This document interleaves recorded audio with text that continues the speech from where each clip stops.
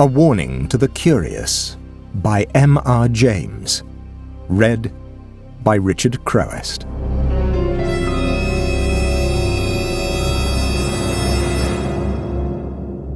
The place on the east coast which the reader is asked to consider is Seaborough. It is not very different now from what I remember it to have been when I was a child. Marshes intersected by dykes to the south, recalling the early chapters of Great Expectations. Flat fields to the north, merging into heath. Heath, firwoods, and above all gorse inland.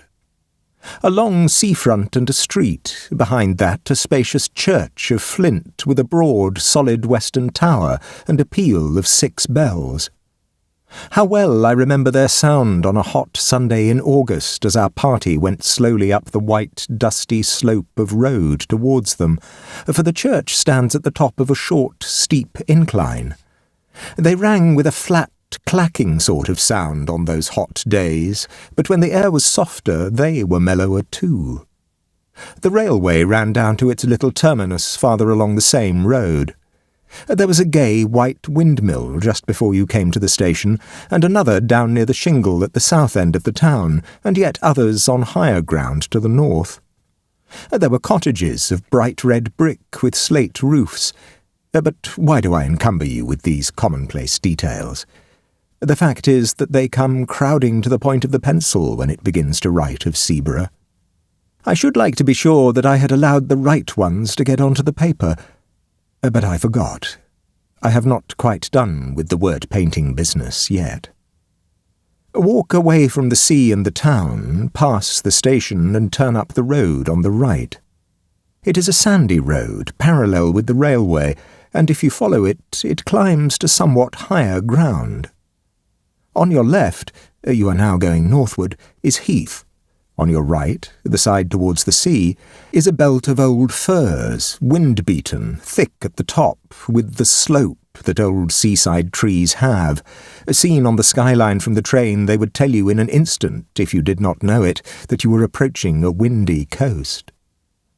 Well, at the top of my little hill, a line of these firs strikes out and runs towards the sea, for there is a ridge that goes that way, and the ridge ends in a rather well-defined mound commanding the level fields of rough grass, and a little knot of fir trees crowns it. And here you may sit on a hot spring day, very well content to look at the blue sea, white windmills, red cottages, bright green grass, church tower, and distant Martello Tower on the south. As I have said, I began to know Seaborough as a child, but a gap of a good many years separates my early knowledge from that which is more recent. Still, it keeps its place in my affections, and any tales of it that I pick up have an interest for me. One such tale is this. It came to me in a place very remote from Seaborough, and quite accidentally, from a man whom I had been able to oblige, enough, in his opinion, to justify his making me his confidant to this extent. "I know all that country, more or less," he said. "I used to go to Seaborough pretty regularly for golf in the spring. I generally put up at the Bear, with a friend. Henry Long, it was. You knew him, perhaps?" "Slightly," I said. "And we used to take a sitting-room and be very happy there. Since he died, I haven't cared to go there, and I don't know that I should anyhow after the particular thing that happened on our last visit. It was in April 19... We were there, and by some chance we were almost the only people in the hotel. So the ordinary public rooms were practically empty, and we were the more surprised when, after dinner, our sitting-room door opened and a young man put his head in. We were aware of this young man. He was a rather rabbity, anemic subject, light hair and light eyes, but not unpleasing.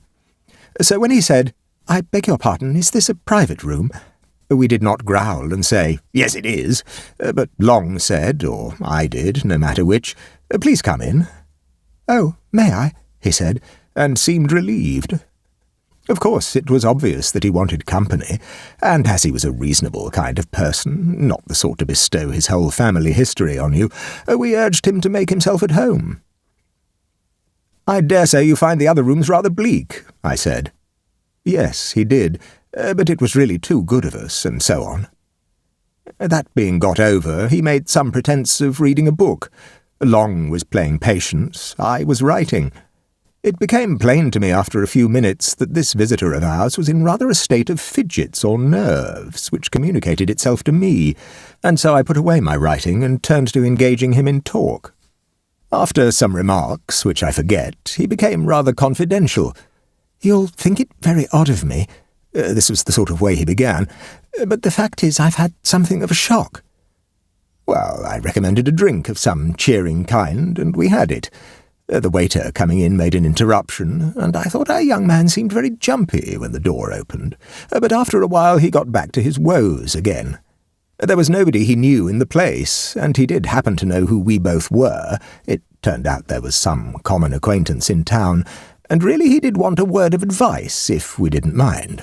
Of course we both said, by all means, or not at all, and Long put away his cards, and we settled down to hear what his difficulty was. "It began," he said, "more than a week ago when I bicycled over to Froston, only about 5 or 6 miles, to see the church. I'm very much interested in architecture, and it's got one of those pretty porches with niches and shields. I took a photograph of it, and then an old man who was tidying up in the churchyard came and asked if I'd care to look into the church. I said yes, and he produced a key and let me in. There wasn't much inside, but I told him it was a nice little church, and he kept it very clean. But, I said, the porch is the best part of it. We were just outside the porch then, and he said, 'Ah, yes, that is a nice porch. And do you know, sir, what's the meaning of that coat of arms there?' It was the one with the 3 crowns, and though I'm not much of a herald, I was able to say yes. I thought it was the old arms of the Kingdom of East Anglia." "That's right, sir," he said. "And do you know the meaning of them 3 crowns that's on it?" I said I'd no doubt it was known, but I couldn't recollect to have heard it myself. "Well then," he said, "for all that you're a scholard, I can tell you something you don't know. Them's the 3 holy crowns what was buried in the ground near by the coast to keep them Germans from landing. Ah, I can see you don't believe that, but I tell you, if it hadn't been for one of them holy crowns being there still, them Germans would have landed here time and again, they would. Landed with their ships and killed man, woman and child in their beds. Now then, that's the truth, what I'm telling you, that is, and if you don't believe me, you ask the rector. There he comes, you asked him, I says." I looked round, and there was the rector, a nice-looking old man, coming up the path, and before I could begin assuring my old man, who was getting quite excited, that I didn't disbelieve him, the rector struck in and said, "What's all this about, John? Good day to you, sir. Have you been looking at our little church?" So then there was a little talk, which allowed the old man to calm down, and then the rector asked him again what was the matter. "Oh," he said, "it warn't nothing, only I was telling this gentleman he'd ought to ask you about them holy crowns." "Ah, yes, to be sure," said the rector. "That's a very curious matter, isn't it? But I don't know whether the gentleman is interested in our old stories, eh?" "Oh, he'll be interested fast enough," says the old man. "He'll put his confidence in what you tells him, sir. Why, you known William Ager yourself, father and son too." Then I put in a word to say how much I should like to hear all about it, and before many minutes I was walking up the village street with the rector, who had 1 or 2 words to say to his parishioners, and then to the rectory, where he took me into his study. He made out, on the way, that I really was capable of taking an intelligent interest in a piece of folklore, and not quite the ordinary tripper, so he was very willing to talk, and it is rather surprising to me that the particular legend he told me has not made its way into print before.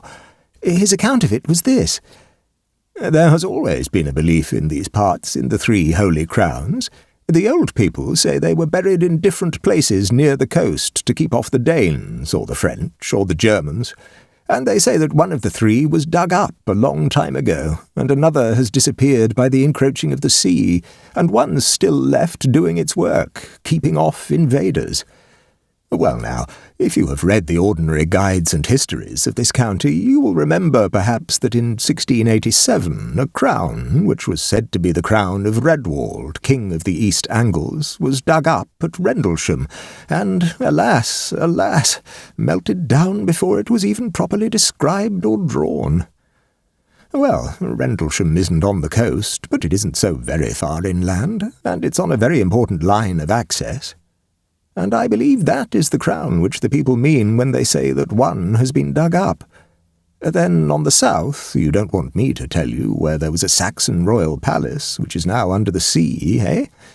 Well, there was the second crown, I take it. And up beyond these two, they say, lies the third.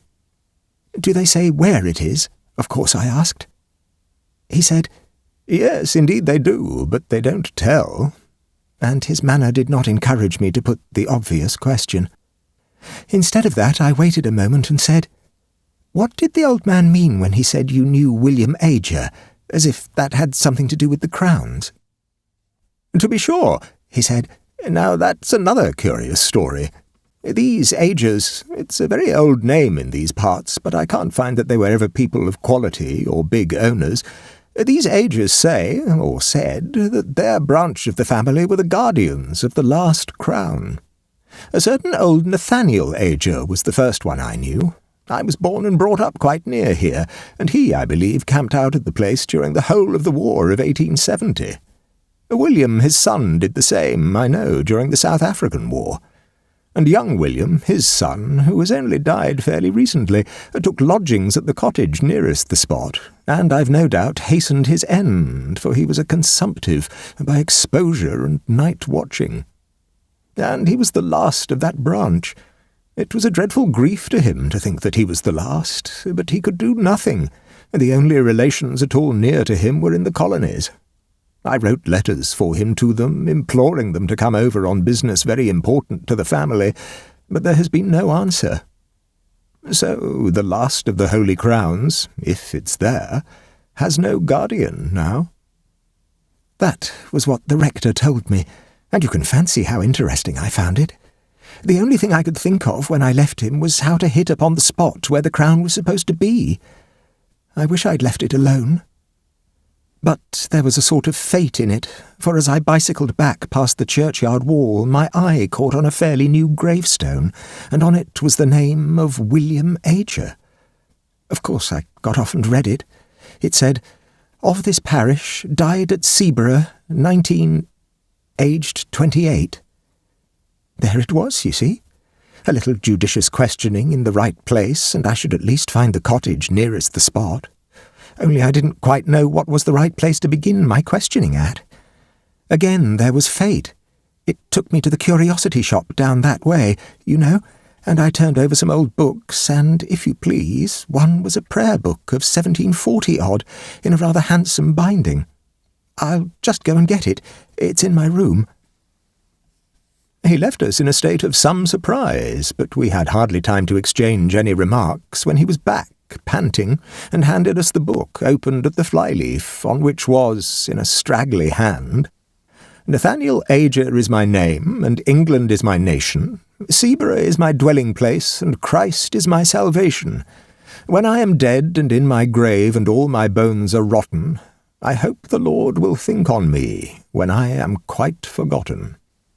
This poem was dated 1754, and there were many more entries of Agers, Nathaniel, Frederick, William, and so on, ending with William, 19... You see, he said, anyone would call it the greatest bit of luck. I did, but I don't now. Of course, I asked the shopman about William Ager, and of course he happened to remember that he lodged in a cottage in the North Field, and died there. This was just chalking the road for me. I knew which the cottage must be. There is only one sizable one about there. The next thing was to scrape some sort of acquaintance with the people, and I took a walk that way at once. A dog did the business for me. He made at me so fiercely that they had to run out and beat him off, and then naturally begged my pardon, and we got into talk. I only had to bring up Ager's name and pretend I knew, or thought I knew, something of him, and then the woman said how sad it was him dying so young, and she was sure it came of him spending the night out of doors in the cold weather. Then I had to say, did he go out on the sea at night? And she said, oh, no, it was on the hillock yonder with the trees on it. And there I was. I know something about digging in these barrows. I've opened many of them in the down country. But that was with the owner's leave, and in broad daylight, and with men to help. I had to prospect very carefully here before I put a spade in. I couldn't trench across the mound, and with those old firs growing there, I knew there would be awkward tree roots. Still, the soil was very light and sandy and easy, and there was a rabbit hole or so that might be developed into a sort of tunnel. The going out and coming back at odd hours to the hotel was going to be the awkward part. When I made up my mind about the way to excavate, I told the people that I was called away for a night and spent it out there. I made my tunnel. I won't bore you with the details of how I supported it and filled it in when I'd done, but the main thing is that I got the crown. Naturally, we both broke out into exclamations of surprise and interest. I, for one, had long known about the finding of the crown at Rendlesham, and had often lamented its fate. No one has ever seen an Anglo-Saxon crown, at least no one had. But our man gazed at us with a rueful eye. "Yes," he said, "and the worst of it is, I don't know how to put it back." "Put it back?" we cried out. "Why, my dear sir, you've made one of the most exciting finds ever heard of in this country. Of course it ought to go to the jewel house of the Tower. What's your difficulty? If you're thinking about the owner of the land and treasure trove and all that, we can certainly help you through. Nobody's going to make a fuss about technicalities in a case of this kind." Probably more was said, but all he did was to put his face in his hands and mutter, "I don't know how to put it back." At last Long said, "You'll forgive me, I hope, if I seem impertinent, but are you quite sure you've got it?" I was wanting to ask much the same question myself, for of course the story did seem a lunatic's dream when one thought it over, but I hadn't quite dared to say what might hurt the poor young man's feelings. However, he took it quite calmly, really with the calm of despair, you might say. He sat up and said, "Oh yes, there's no doubt of that. I have it here, in my room, locked up in my bag. You can come and look at it if you like. I won't offer to bring it here." We were not likely to let the chance slip. We went with him. His room was only a few doors off. The Boots was just collecting shoes in the passage, or so we thought. Afterwards, we were not sure. Our visitor, his name was Paxton, was in a worse state of shivers than before, and went hurriedly into the room and beckoned us after him, turned on the light and shut the door carefully. Then he unlocked his kit-bag and produced a bundle of clean pocket handkerchiefs in which something was wrapped, laid it on the bed, and undid it. I can now say I have seen an actual Anglo-Saxon crown. It was of silver, as the Rendlesham one is always said to have been. It was set with some gems, mostly antique intaglios and cameos, and was of rather plain, almost rough workmanship. In fact, it was like those you see on the coins and in the manuscripts.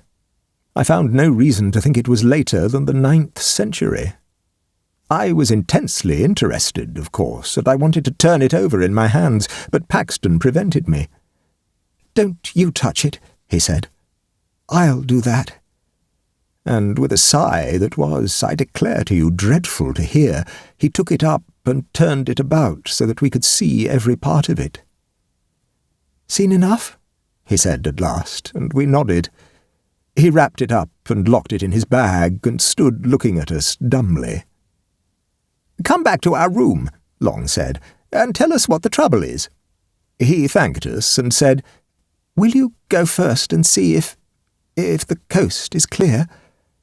That wasn't very intelligible, for our proceedings hadn't been, after all, very suspicious, and the hotel, as I said, was practically empty.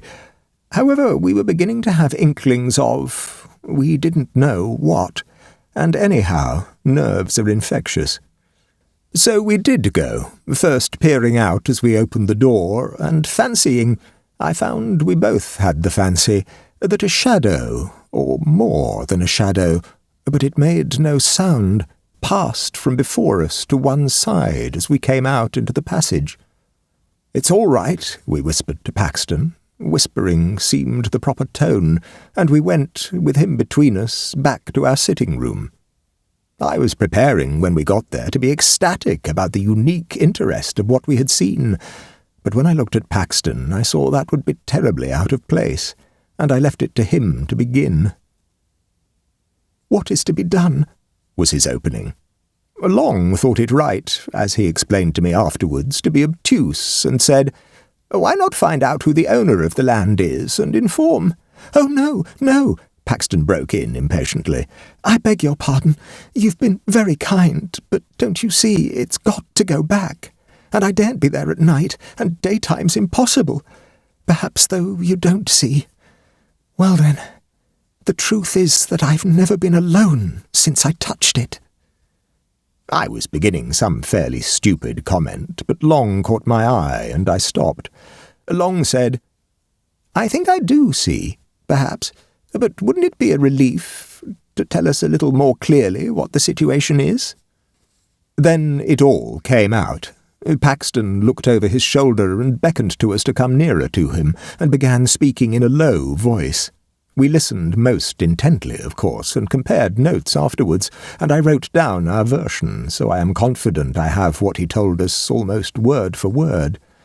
He said, "It began when I was first prospecting, and put me off again and again. There was always somebody, a man, standing by one of the firs. This was in daylight, you know. He was never in front of me. I always saw him with the tail of my eye on the left or the right, and he was never there when I looked straight for him. I would lie down for quite a long time and take careful observations and make sure there was no one, and then when I got up and began prospecting again, there he was. And he began to give me hints besides, for wherever I put that prayer book, short of locking it up, which I did at last, when I came back to my room, it was always out on my table, open at the flyleaf where the names are, and one of my razors across it to keep it open. I'm sure he can't open my bag, or something more would have happened. You see, he's light and weak, but all the same I daren't face him. Well, then, when I was making the tunnel, of course it was worse, and if I hadn't been so keen I should have dropped the whole thing and run. It was like someone scraping at my back all the time.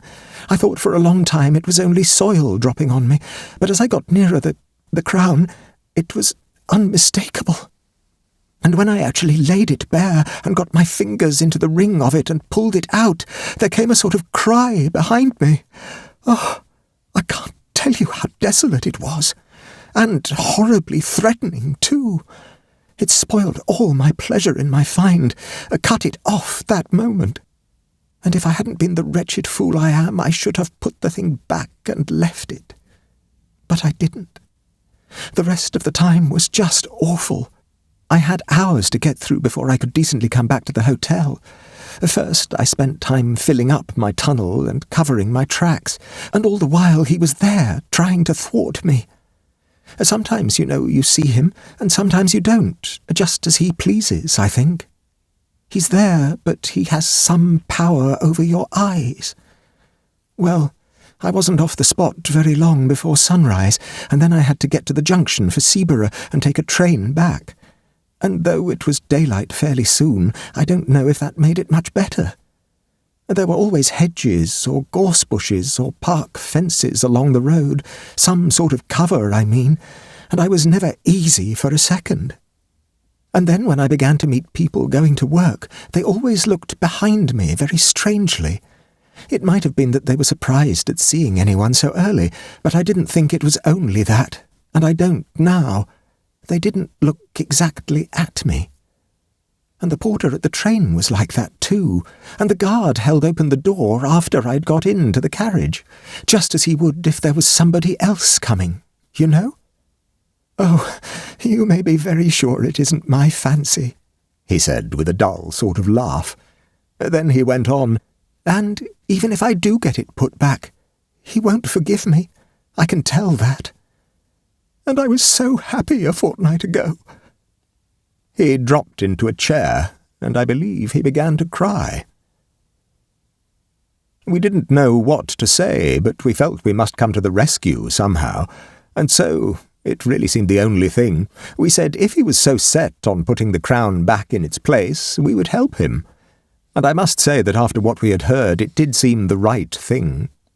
If these horrid consequences had come on this poor man, might there not really be something in the original idea of the Crown having some curious power bound up with it to guard the coast? At least, that was my feeling, and I think it was Long's too. Our offer was very welcome to Paxton, anyhow. When could we do it? It was nearing 10:30.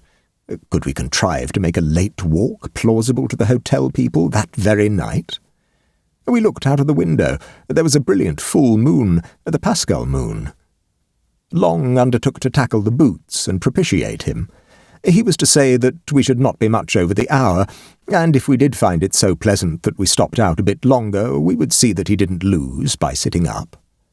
Well, we were pretty regular customers at the hotel, and did not give much trouble, and were considered by the servants to be not under the mark in the way of tips, and so the boots was propitiated, and let us out onto the seafront, and remained, as we heard later, looking after us. Paxton had a large coat over his arm, under which was the wrapped-up crown. So we were off on this strange errand before we had time to think how very much out of the way it was. I have told this part quite shortly on purpose, for it really does represent the haste with which we settled our plan and took action. "The shortest way is up the hill and through the churchyard," Paxton said, as we stood a moment before the hotel, looking up and down the front. There was nobody about, nobody at all. Seaborough, out of the season, is an early, quiet place. "We can't go along the dyke by the cottage because of the dog," Paxton also said, when I pointed to what I thought a shorter way along the front and across 2 fields. The reason he gave was good enough. We went up the road to the church and turned in at the churchyard gate. I confess to having thought that there might be some lying there who might be conscious of our business, but if it was so, they were also conscious that one who was on their side, so to say, had us under surveillance, and we saw no sign of them. But under observation we felt we were, as I have never felt it at another time. Specifically, it was so when we passed out of the churchyard into a narrow path with close, high hedges, through which we hurried as Christian did through that valley, and so got out into open fields. Then along hedges, though I would sooner have been in the open, where I could see if anyone was visible behind me, over a gate or two, and then a swerve to the left, taking us up onto the ridge, which ended in that mound. As we neared it, Henry Long felt, and I felt too, that there were what I can only call dim presences waiting for us, as well as a far more actual one attending us. Of Paxton's agitation all this time I can give you no adequate picture. He breathed like a hunted beast, and we could not either of us look at his face. How he would manage when we got to the very place we had not troubled to think. He had seemed so very sure that that would not be difficult. Nor was it. I never saw anything like the dash with which he flung himself at a particular spot in the side of the mound and tore at it, so that in a very few minutes the greater part of his body was out of sight. We stood holding the coat and that bundle of handkerchief, and looking, very fearfully, I must admit, about us. There was nothing to be seen. A line of dark firs behind us made one skyline, more trees and the church tower 1/2 a mile off on the right, cottages and a windmill on the horizon on the left, calm sea dead in front, faint barking of a dog at a cottage on a gleaming dyke between us and it, full moon making that path we know across the sea, the eternal whisper of the Scotch firs just above us and of the sea in front. Yet, in all this quiet, an acute and acrid consciousness of a restrained hostility very near us, like a dog on a leash that might be let go at any moment. Paxton pulled himself out of the hole and stretched a hand back to us. "Give it to me," he whispered. "Unwrapped." We pulled off the handkerchiefs, and he took the crown. The moonlight just fell on it as he snatched it. We had not ourselves touched that bit of metal, and I have thought since that it was just as well. In another moment Paxton was out of the hole again, and busy shovelling back the soil with hands that were already bleeding. He would have none of our help, though it was much the longest part of the job to get the place to look undisturbed, yet, I don't know how, he made a wonderful success of it. At last he was satisfied, and we turned back. We were a couple of 100 yards from the hill when Long suddenly said to him, "I say, you've left your coat there. That won't do. See?" And I certainly did see it, the long, dark overcoat lying where the tunnel had been. Paxton had not stopped, however. He only shook his head and held up the coat on his arm. And when we joined him, he said without any excitement, but as if nothing mattered any more, "That wasn't my coat." And indeed, when we looked back again, that dark thing was not to be seen. Well, we got out onto the road and came rapidly back that way. It was well before 12 when we got in, trying to put a good face on it, and saying, Long and I, what a lovely night it was for a walk. The Boots was on the lookout for us, and we made remarks like that for his edification as we entered the hotel. He gave another look up and down the seafront before he locked the front door, and said, "You didn't meet many people about, I suppose, sir?" "No, indeed, not a soul," I said, at which I remember Paxton looking oddly at me. "Only I thought I see someone turn up the station road after you gentlemen," said the Boots. "Still, you was 3 together, and I don't suppose he meant mischief." I didn't know what to say. Long merely said, "Good night," and we went off upstairs, promising to turn out all lights and to go to bed in a few minutes. Back in our room, we did our very best to make Paxton take a cheerful view. "There's the crown safe back," we said. "Very likely you'd have done better not to touch it," and he heavily assented to that. "But no real harm has been done, and we shall never give this away to anyone who would be so mad as to go near it. Besides, don't you feel better yourself?" "I don't mind confessing," I said, "that on the way there I was very much inclined to take your view about being followed. But going back, it wasn't at all the same thing, was it?" "No, it wouldn't do." "You've nothing to trouble yourselves about," he said, "but I'm not forgiven. I've got to pay for that miserable sacrilege still. I know what you're going to say. The church might help. Yes, but it's the body that has to suffer. It's true I'm not feeling that he's waiting outside for me just now, but—" Then he stopped. Then he turned to thanking us, and we put him off as soon as we could, and naturally we pressed him to use our sitting room next day, and said we should be glad to go out with him. Or did he play golf, perhaps? Yes, he did, but he didn't think he should care about that tomorrow. Well, we recommended him to get up late and sit in our room in the morning while we were playing, and we would have a walk later in the day.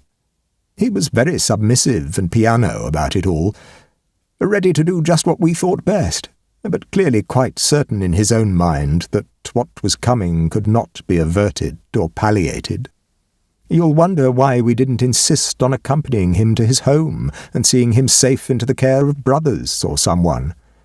The fact was, he had nobody. He had had a flat in town, but lately he had made up his mind to settle for a time in Sweden, and he had dismantled his flat and shipped off his belongings, and was whiling away a fortnight or 3 weeks before he made a start. Anyhow, we didn't see what we could do better than sleep on it, or not sleep very much, as was my case, and see what we felt like tomorrow morning. We felt very different, Long and I, on as beautiful an April morning as you could desire, and Paxton also looked very different when we saw him at breakfast. "The first approach to a decent night I seem ever to have had," was what he said. But he was going to do as we had settled, stay in probably all the morning, and come out with us later. We went to the links, we met some other men, and played with them in the morning, and had lunch there rather early so as not to be late back. All the same, the snares of death overtook him. Whether it could have been prevented, I don't know. I think he would have been got at somehow, do what we might. Anyhow, this is what happened. We went straight up to our room. Paxton was there reading quite peaceably. "Ready to come out shortly?" said Long. "Say in half an hour's time?" "Certainly," he said, and I said we would change first and perhaps have baths and call for him in half an hour. I had my bath first and went and lay down on my bed and slept for about 10 minutes. We came out of our rooms at the same time and went together to the sitting-room. Paxton wasn't there, only his book.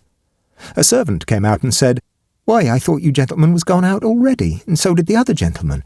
He heard you were calling from the path there and run out in a hurry, and I looked out of the coffee-room window, but I didn't see you. However, he run off down the beach that way." Without a word, we ran that way too. It was the opposite direction to that of last night's expedition.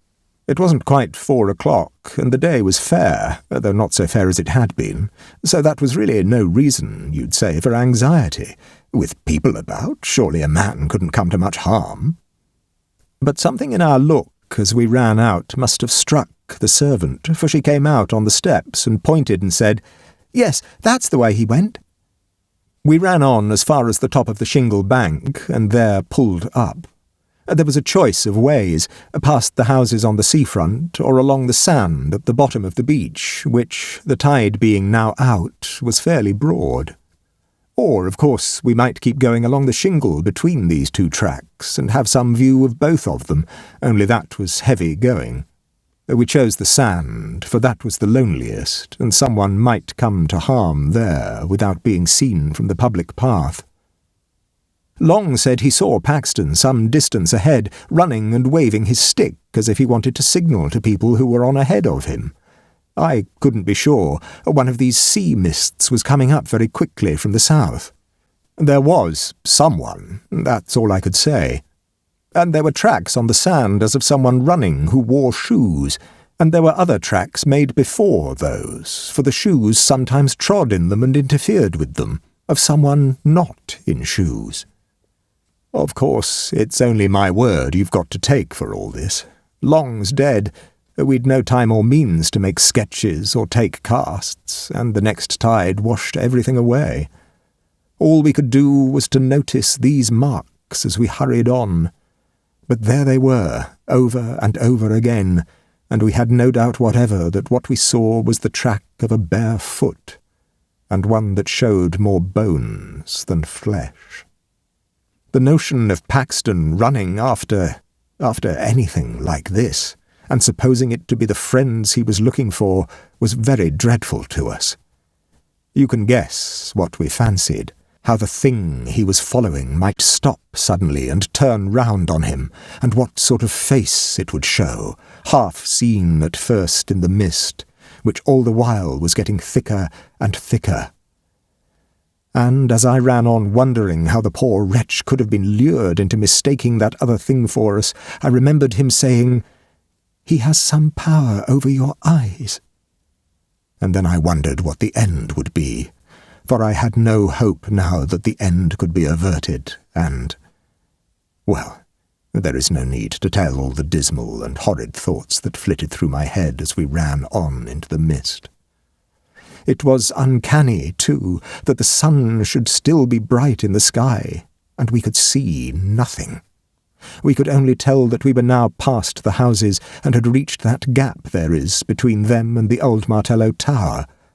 When you are past the tower, you know there is nothing but shingle for a long way, not a house, not a human creature, just that spit of land, or rather shingle, with the river on your right and the sea on your left. But just before that, by the Martello Tower, you remember there is the old battery, close to the sea. I believe there are only a few blocks of concrete left now. The rest has all been washed away. But at this time there was a lot more, though the place was a ruin. Well, when we got there, we clambered to the top as quick as we could to take breath and look over the shingle in front, if by chance the mist would let us see anything. But a moment's rest we must have. We had run a mile at least. Nothing whatever was visible ahead of us, and we were just turning by common consent to get down and run hopelessly on, when we heard what I can only call a laugh. And if you can understand what I mean by a breathless, a lungless laugh, you have it. But I don't suppose you can. It came from below and swerved away into the mist. That was enough. We bent over the wall Paxton was there at the bottom. You don't need to be told that he was dead. His tracks showed that he had run along the side of the battery, had turned sharp round the corner of it, and, small doubt of it, must have dashed straight into the open arms of someone who was waiting there. His mouth was full of sand and stones, and his teeth and jaws were broken to bits. I only glanced once at his face. At the same moment, just as we were scrambling down from the battery to get to the body, we heard a shout and saw a man running down the bank of the Martello Tower. He was the caretaker stationed there, and his keen old eyes had managed to descry through the mist that something was wrong. He had seen Paxton fall, and had seen us a moment after running up. Fortunate, this, for otherwise we could hardly have escaped suspicion of being concerned in the dreadful business. Had he, we asked, caught sight of anybody attacking our friend? He could not be sure. We sent him off for help, and stayed by the dead man till they came with the stretcher. It was then that we traced out how he had come on the narrow fringe of sand under the battery wall. The rest was shingle, and it was hopelessly impossible to tell whither the other had gone. What were we to say at the inquest? It was a duty, we felt, not to give up there and then the secret of the Crown to be published in every paper. I don't know how much you would have told, but what we did agree upon was this, to say that we had only made acquaintance with Paxton the day before, and that he had told us he was under some apprehension of danger at the hands of a man called William Ager. Also that we had seen some other tracks beside Paxton's when we followed him along the beach. But of course, by that time, everything was gone from the sands. No one had any knowledge, fortunately, of any William Ager living in the district. The evidence of the man at the Martello Tower freed us from all suspicion. All that could be done was to return a verdict of wilful murder by some person or persons unknown. Paxton was so totally without connections that all the inquiries that were subsequently made ended in a no thoroughfare. And I have never been at Seaburgh, or even near it, since.